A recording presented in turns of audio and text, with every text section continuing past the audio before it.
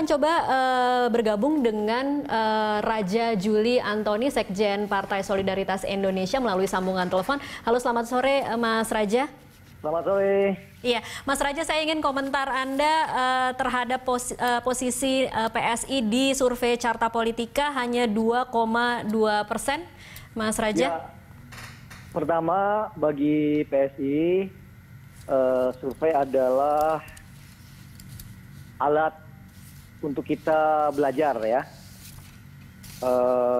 Apa yang dihasilkan oleh sebuah lembaga survei, apapun lembaga itu kita pelajari secara seksama.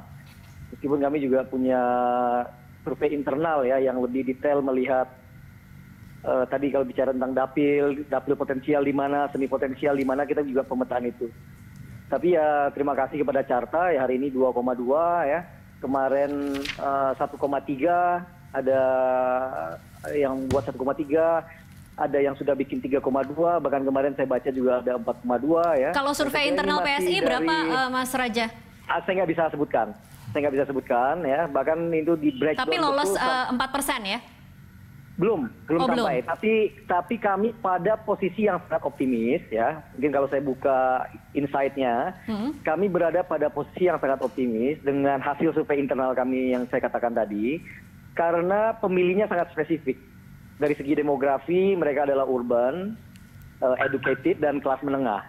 Oke, saya jadi ingin mengutip ada komentar dari Grace Natali yang mengatakan bahwa reaksi dia terhadap hasil survei yang mengatakan bahwa PSI tidak lolos itu adalah salah satunya lembaga surveinya salah pilih responden. Itu benar ya, Mas Raja? Saya tidak paham konteks ketua umum mengatakan itu, tapi saya ingin meneruskan poin saya tadi. Pemilih kami itu spesifik ya, urban, educated, middle class, yang tidak terbiasa mengekspresikan pilihannya kalau ditanya oleh lembaga survei. Misalkan nih ya, orang yang sudah mendonasikan uangnya pun kepada PSI, kalau dia kena random, karena dia misalkan pengusaha, punya banyak teman di partai politik, pasti dia nggak bakal ngomong. Oke, jadi ini menyasar 11,7% orang yang kemudian mengatakan kalau di survei selalu belum menentukan pilihan begitu ya? Di kami, undecided votersnya lebih tinggi ya, yang studi kami. Tapi ya dari Mbak, jadi dengan perolehan yang kami dapat sekarang, yang saya tidak perlu sebutkan angkanya berapa, dengan tipologi pemilih yang spesifik, dengan isu yang juga spesifik, kami melawan korupsi dan melawan intoleransi, kami ingin menjadi partai nasionalis sejati.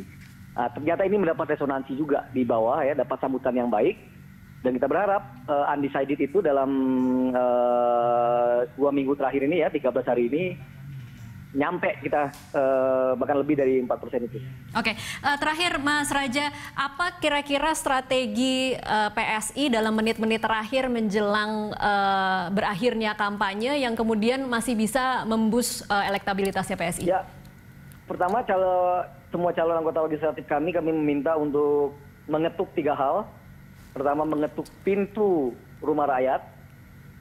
Kemudian mengetuk pintu hati rakyat, dan mengetuk pintu langit. Nah, 3 ini harus dikerjakan secara simultan ya, secara bersama-sama.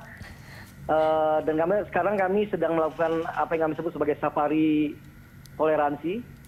Kami mengidentifikasi. Ini door to door artinya ya, Mas Raja? Ya, door to door. Sekarang kami juga ada melakukan safari toleransi di beberapa daerah, di puluhan daerah yang kita identifikasi bahwa kecenderungan suka ke PSI-nya besar ya. Jadi kita ke sana, ada gerakan yang agak masif di daerah-daerah itu. Nah, berharap ini sudah bergerak sebulan ya, ini akan menghasilkan suara yang signifikan, penambahan suara yang signifikan.